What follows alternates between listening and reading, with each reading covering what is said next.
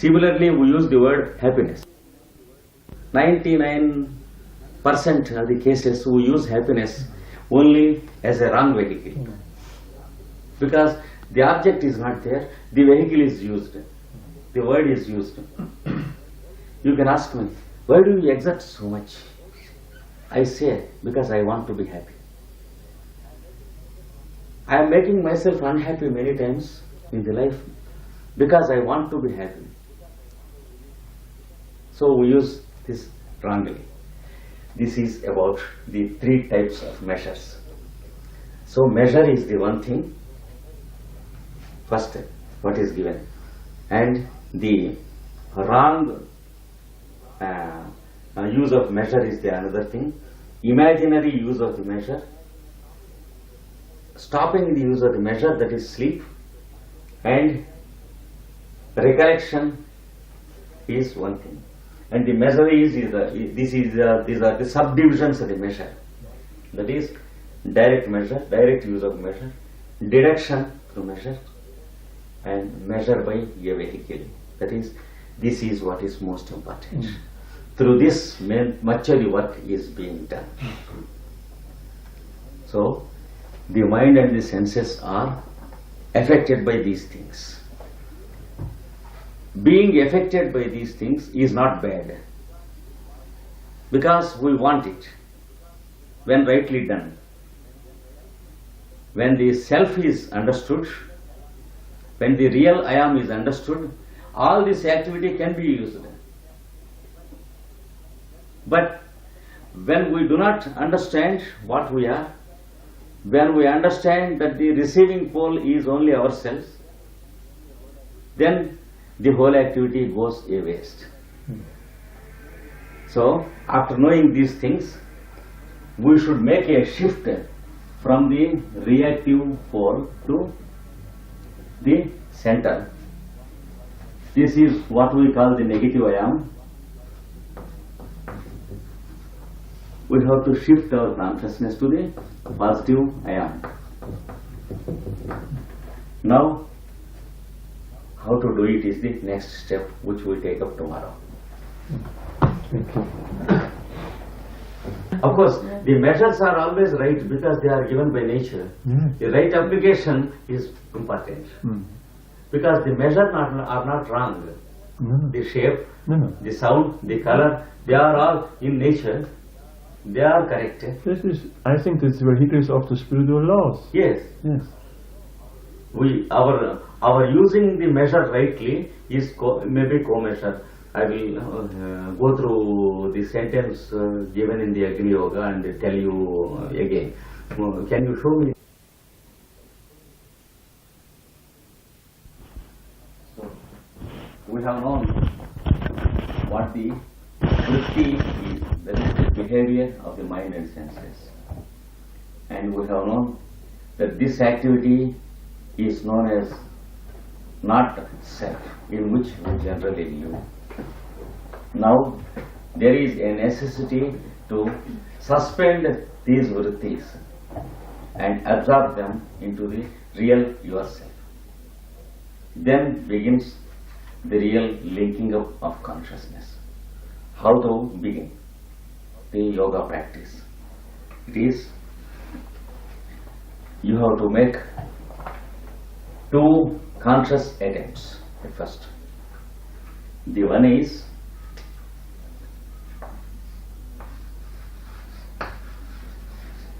repeated application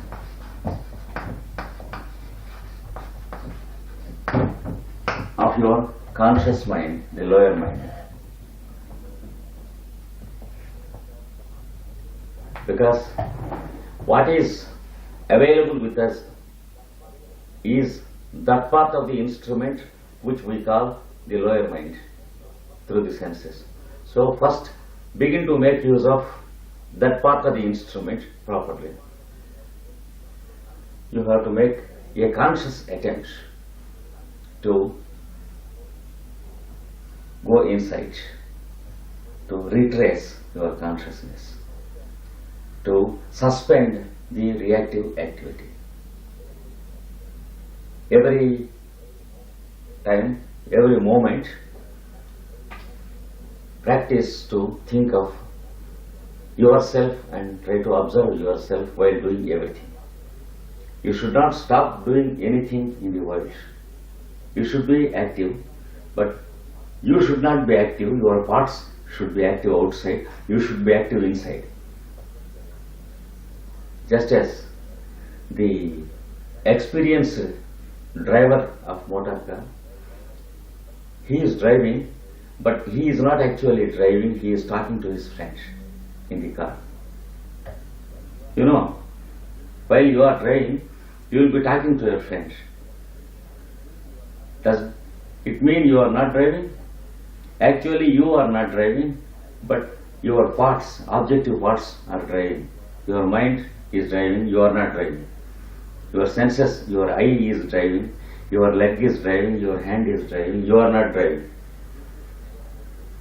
This is what is to be done as the first attempt in everything you do. So a conscious effort, an attempt to observe yourself while you are doing everything. Now you will understand that there are two layers of yourself. One is the one who is observing and the other is who is doing.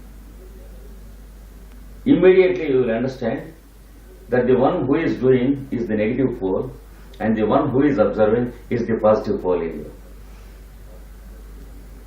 So this is the first attempt you should make, and the attempt should be in the form of a repetition, because the force of habit will go into the negative pole and begin to work. Again you should bring it to the positive pole. Again we will go, again you will do it. After some time it becomes a habit. So when there is already one habit in you, you are engrafting another habit, so that the first habit gradually disappears and the second habit establishes in you.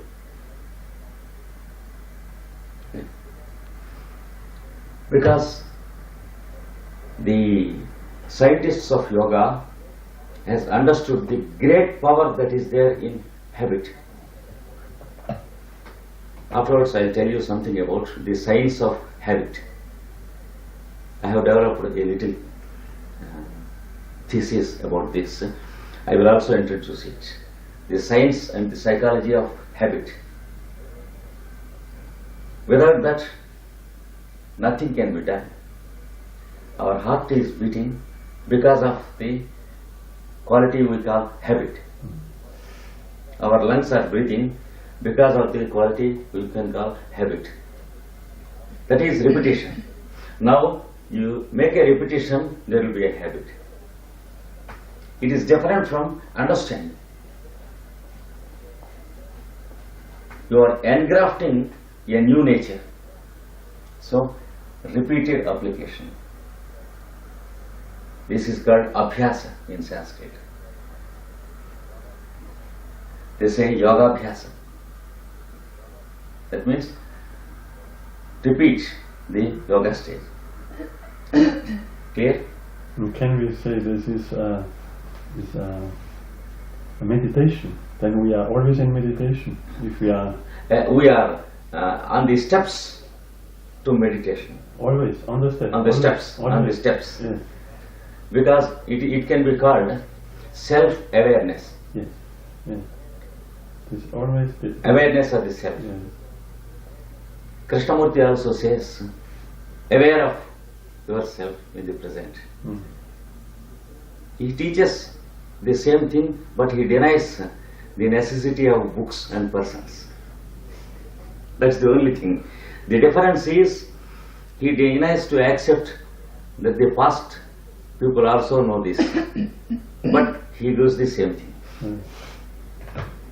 So we need not think anything negative of Krishnamurti. What he thinks, what he gives is the same thing. But he has something negative in him, that is to negate the books and the gurus. And yes, the whole hierarchy. That is it. So repeated application is the first step which you have to make as the conscious attempt, which you have your duty, that is the duty of the lower mind as the disciple. The first you start with this repetition, and the second is called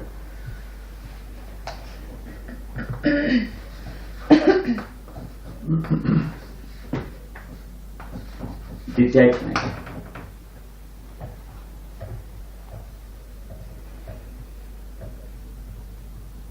Detachment. That is, when your five senses are negative poles receiving the impressions, you should know the art of detaching the objects from the senses.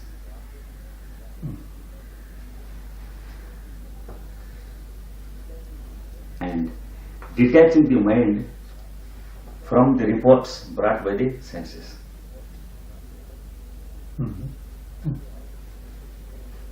The mind should detach, just as you cut with a blade a piece of paper separately. You should be able to detach the impressions brought from outside, so that you begin to shine out from within. You should allow the fellow who is inside to shine out. So, detachment. Then how to do it with the conscious mind is the question.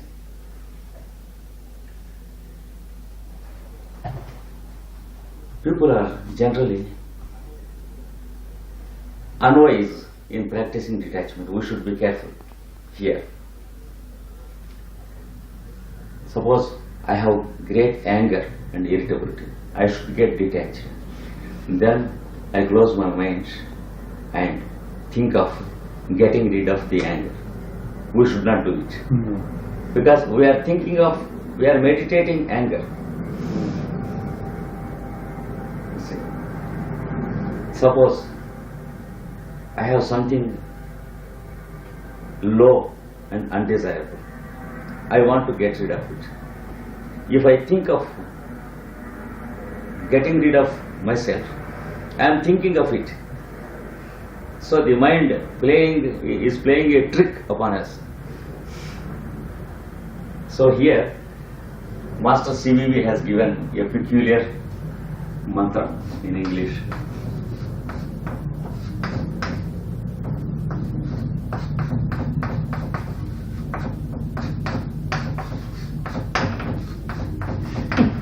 Trick the trick. That is what he has given. It's a wonderful process. So you have to play a trick upon the trick of the mind.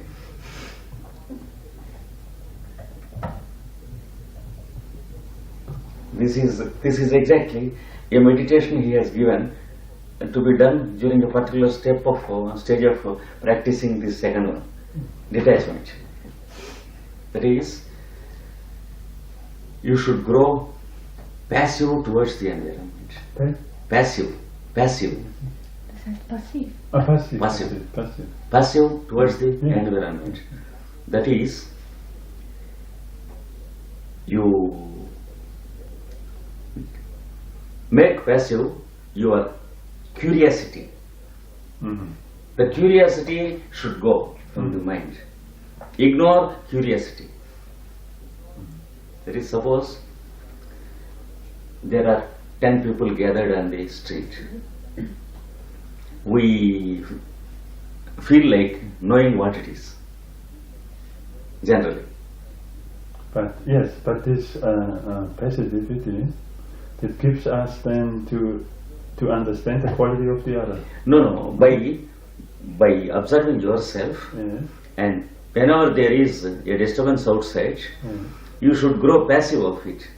That is, you should ignore it by thinking of your self-awareness and observation. But then the quality of that other can come to me.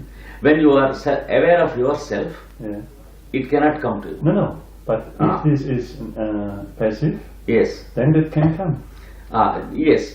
Therefore, in your habits and social life and daily routine, you should create gradually, day by day, circumstances when you are free from such onslaughts. That's why the friendships and the acquaintances with persons are also to be observed carefully.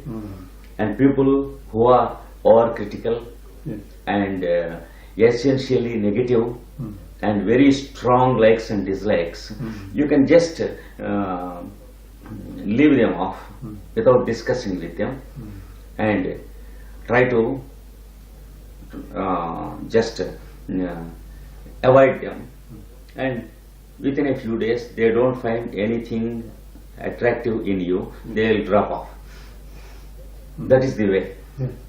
When they have nothing attractive with you, automatically they'll see you for 1 year or 2 years, then they'll drop off.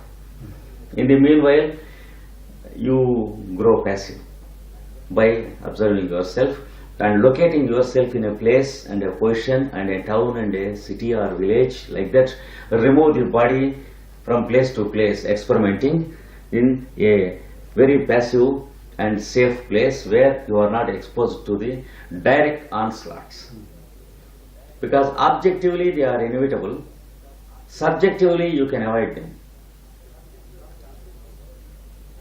From the objective world, circumstances are inevitable. But you should be able to pull yourself away from the circumstances and put yourself in another place, another position. While doing so, subjectively you be detached. Suppose two people are talking there. My mind very much wants to know what it is. Stop it. Yes. That is what Exactly. is. Yes. That is what is detachment. Suppose after a conference or a lecture, I may very much wish to know the opening of Kumar, how the conference is, how I spoke. Suppose I spoke in the lecture. Afterwards I come to you and ask, how is my lecture? That should be detached. I make some work and ask you your impression how it is. That should go away. Yes. Because we should do the best of what we do. And then it's okay. That's okay. Yeah. That like that, at every step we have to practice detachment. Suppose there is some loss in money, financial. Okay. Okay. Because But this is the same. If there's no desire to meet a leader or a teacher or a guru or a master, if there's no more, yes, then the master can come. If there's the desire, it cannot come. This is that's exactly it. what That's it. So these two things are to be carefully and artistically applied by the conscious mind, the lower mind. So we have to give these two duties to the lower mind, so that the lower mind is engaged in the process. This process makes the lower mind disappear. Actually, it is to be done with the help of the lower mind, but this process makes the lower mind absorb. So this is abhyasa and this is vairagya. This is called vairagya in Sanskrit. That is detachment. And we should be careful sometimes while practicing detachment. Some people suggest us that you should leave your people like that, father, mother, and go away to the forest. That is a negative understanding of detachment. That is abandonment, which is wrongly understood as detachment. Therefore, people very often go from here to India. Yes, It's not true, because as a disciple he has to work in Europe and not in India.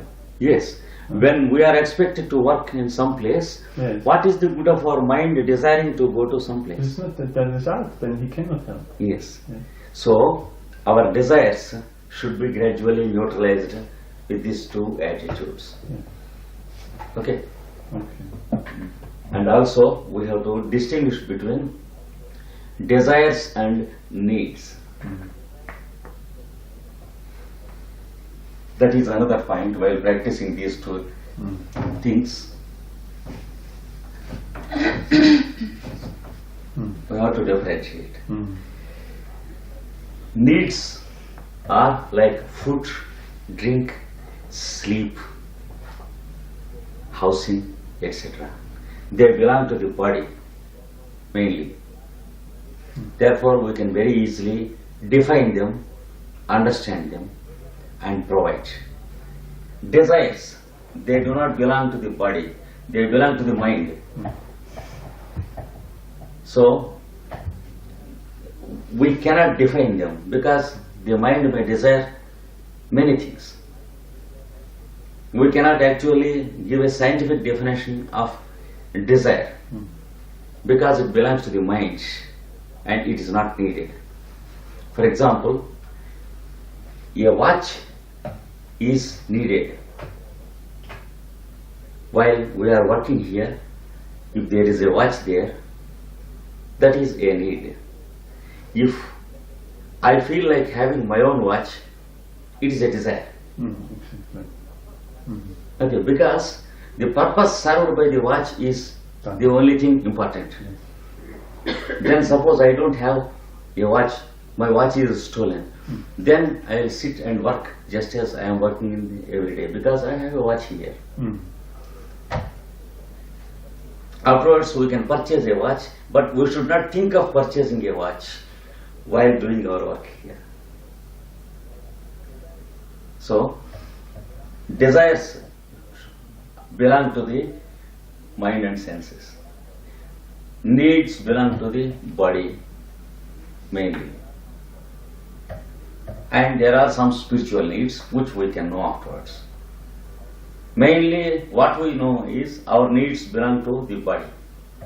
Its clothing, its food and its housing.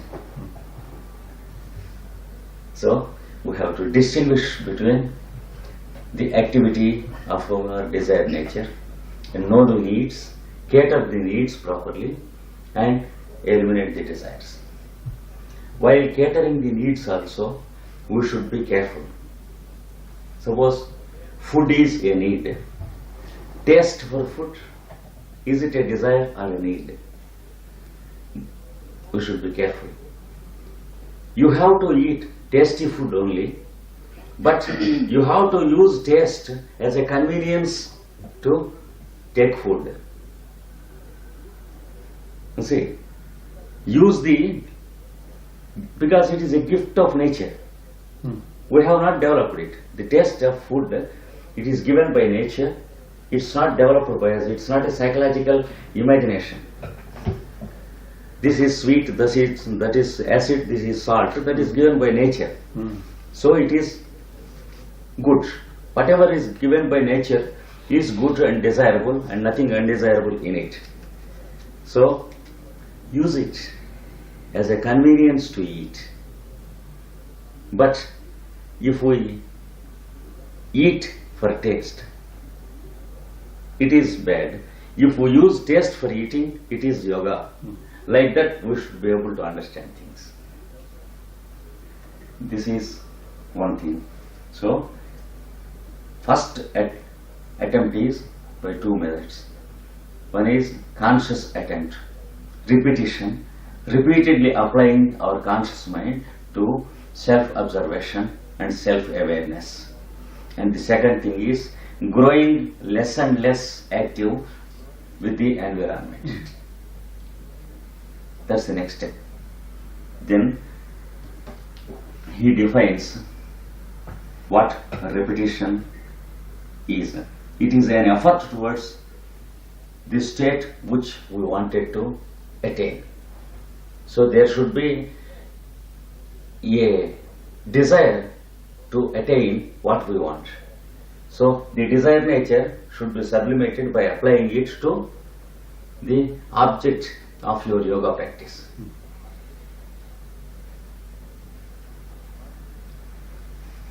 The mind is like a cloth, like a handkerchief.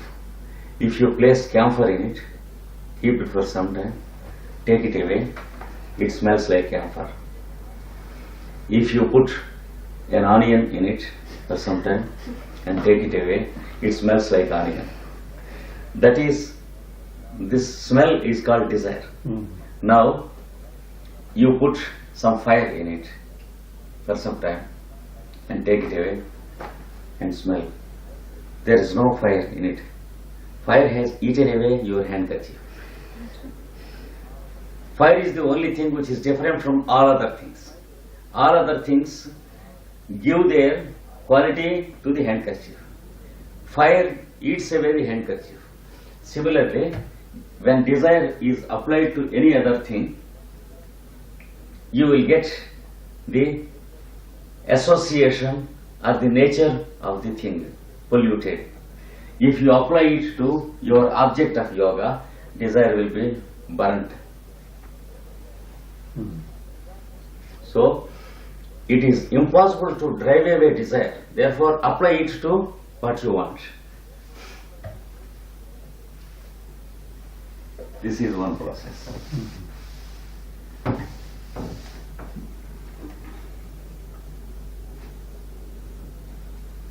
And actually, this is the thing which is aimed at by the masters when they first talked of to the Theosophical Society, when they said to form a nucleus of universal brotherhood. You know, 3 objectives of the Theosophical Society. The first objective is to form a nucleus of universal brotherhood. Often. Universal Yeah. brotherhood. Yeah. You should form a nucleus. Yes. Poor fellows, they could not understand it. They understood in some other way. Nucleus means a center. Yes. Center means they thought some people gathering and forming a center. Not that. You form a nucleus like this. That is what Master Kuthumi meant when he gave the first objective to the Theosophical Society. So he said, let this be a lodge where all the devas lodge. But they thought lodge means a lodging, a place, a house and all that. Yes. Of course, that is also true, but when this is true, that works for a long time. When this is not there, that doesn't work, that goes away.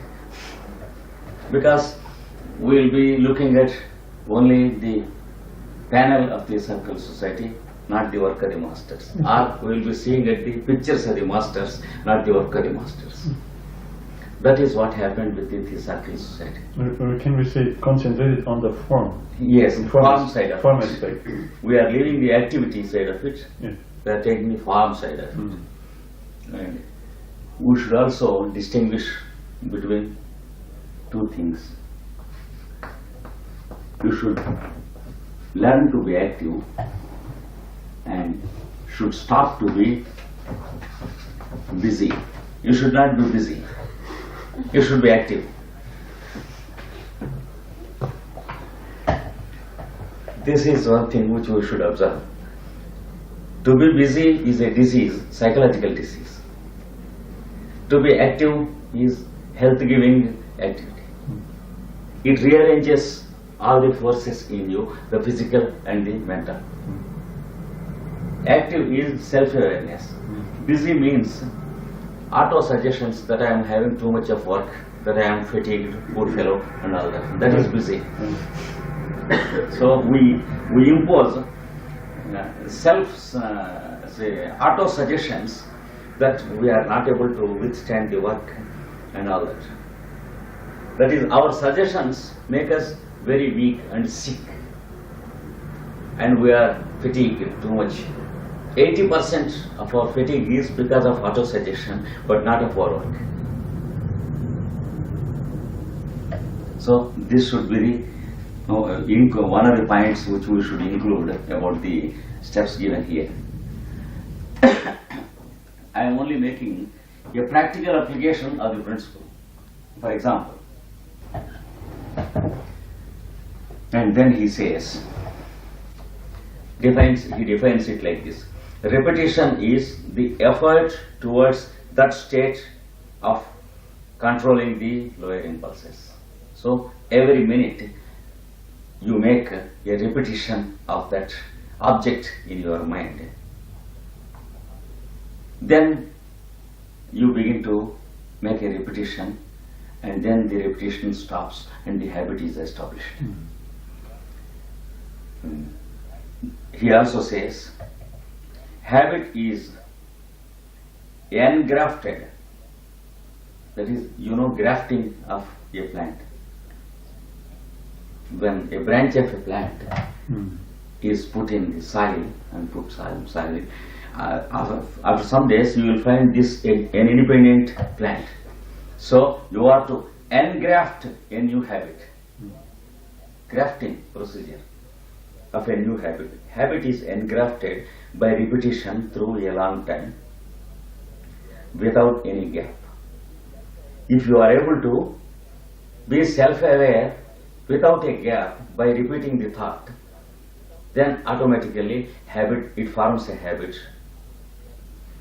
That is what he means. Then it becomes established. Just as the new branch gives roots into the soil when engrafted, this new habit gets established when you begin to repeat to yourself, to self-awareness. That becomes a habit and that gets established. After some time, you need not think specially of it, just as you need not think of your driving while you are driving. It is like that. But all the care you have to take as a driver, you are taking it, but you need not take it. The difference is, in the beginning, you have to do it. After practice, it is done through you and you are not doing it. You see, from a stage of active voice, it goes to a stage of passive voice. Things are being done by us in the beginning. No, we are doing things in the beginning, and afterwards things are being done to us. That is what Bhagavad Gita says. Stop doing anything. Everything is done through you, and sit there without doing anything. That is what Bhagavad Gita says. In the same expressed in an artistic way in Bhagavad Gita. Then he knows how to do it. Desiring what is seen and heard should be made passive.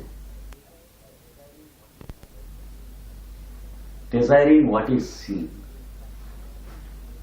You have seen something in the market, or somebody there, he talked to you.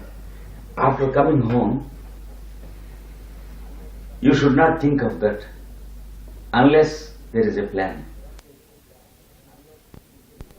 When there is a plan, think of the plan only for a moment to do it, but not in the process of thinking. Suppose we want to catch the train in the evening. Some people are traveling from the morning mentally. They go to the station, they purchase the ticket, they find out, they stand in the platform mentally from the morning itself. But they have to do in the evening. So don't do it from the morning. Do it when you have to do. If you want to do it physically, don't do it mentally, just propose it. That is how he advises us. Living in the now, in the present. In the present. Yes. Therefore he says, desiring what is seen and what is heard should be made passive. What is heard is much, because we have read many books, we have heard many lectures.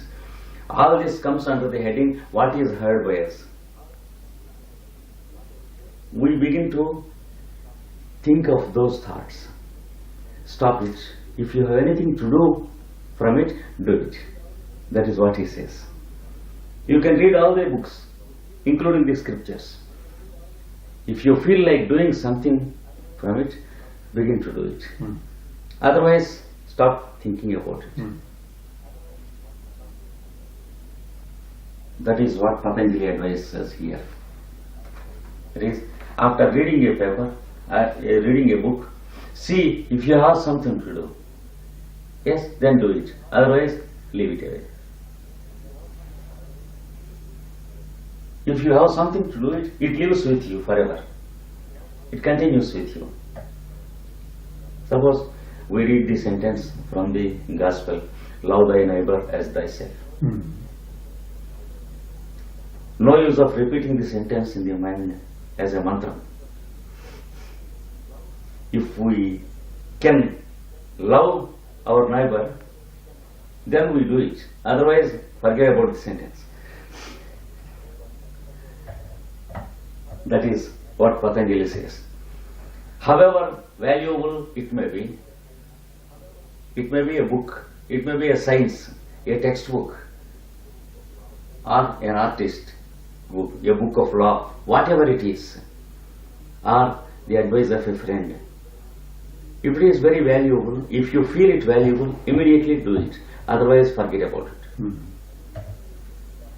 That is the one advice Patanjali gives here, to practice these two things. Detachment.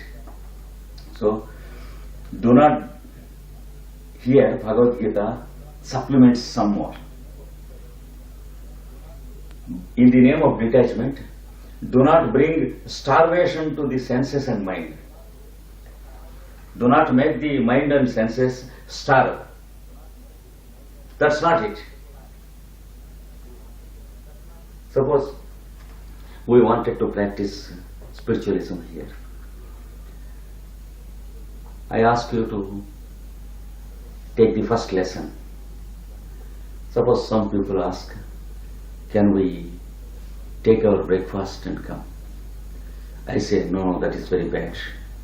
You should come empty because you should be pious. They come and sit down. I ask them to close their eyes and I ask, what do you see? He says, a slice of bread.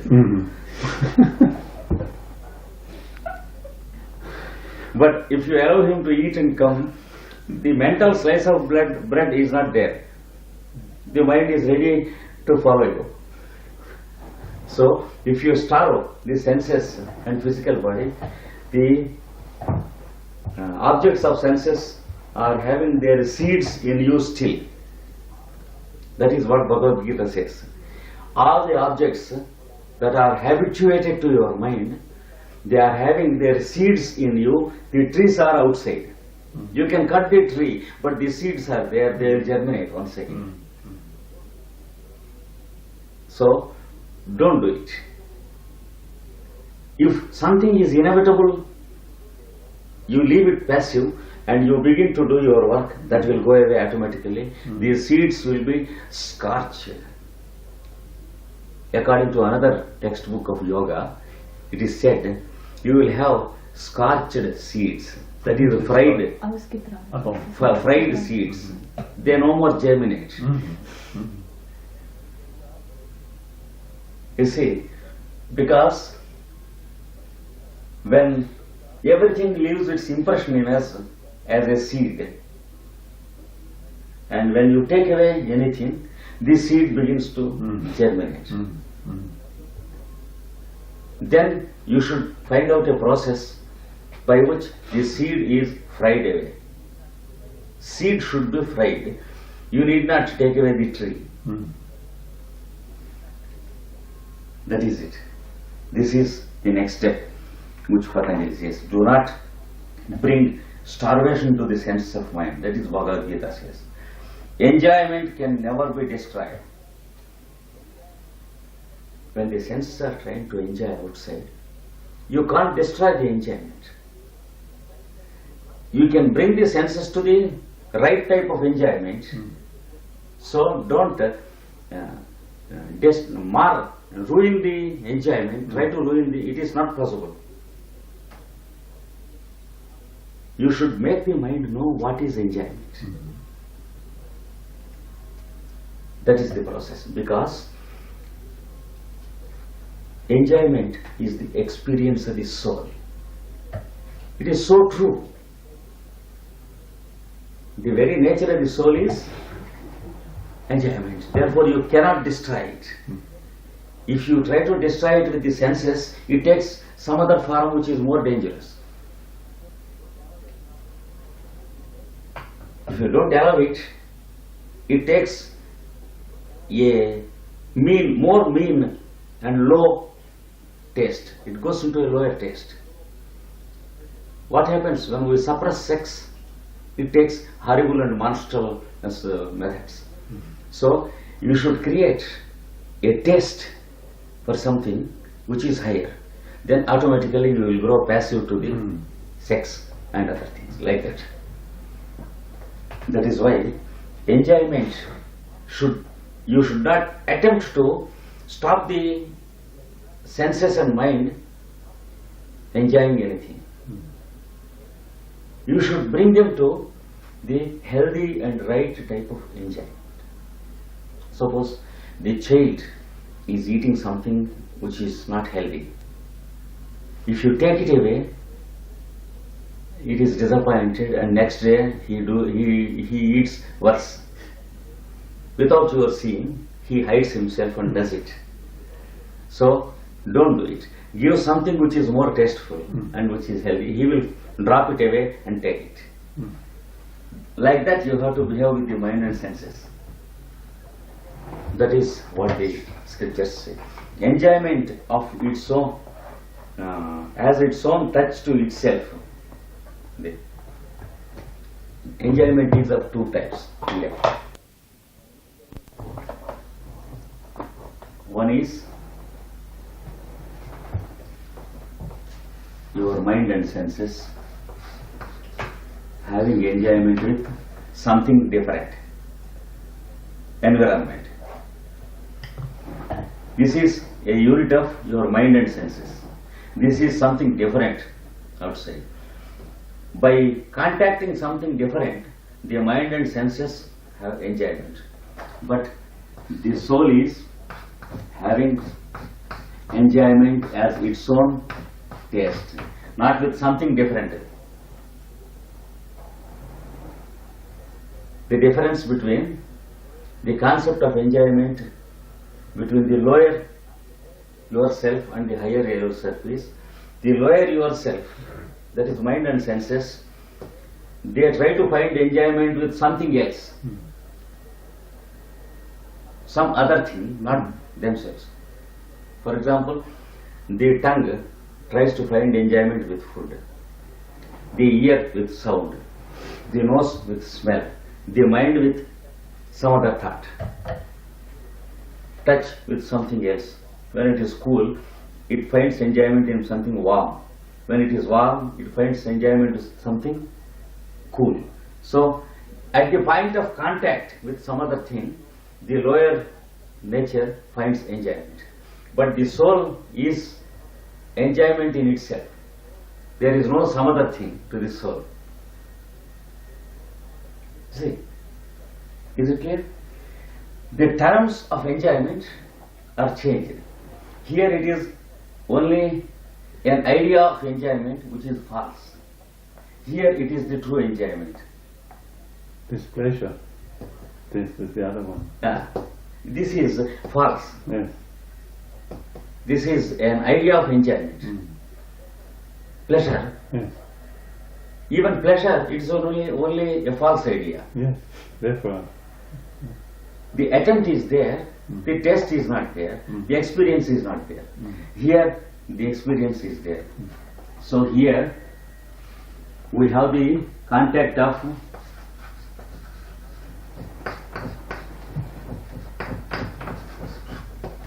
other thing. Here, the enjoyment is no other thing.